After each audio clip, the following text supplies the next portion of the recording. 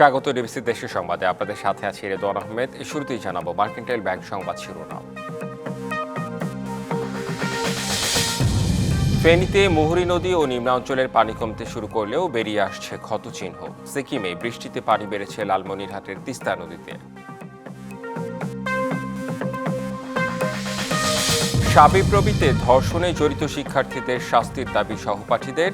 ৩ সদস্যের কমিটি গঠন। প্রাথমিকভাবে ২ ছাত্রের দায় স্বীকার।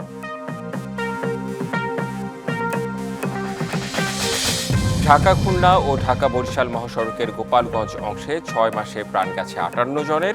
বেপরোয়া গতি আর সরু সড়কই দুর্ঘটনার কারণ। সড়ক ৪ লেন করার দাবি।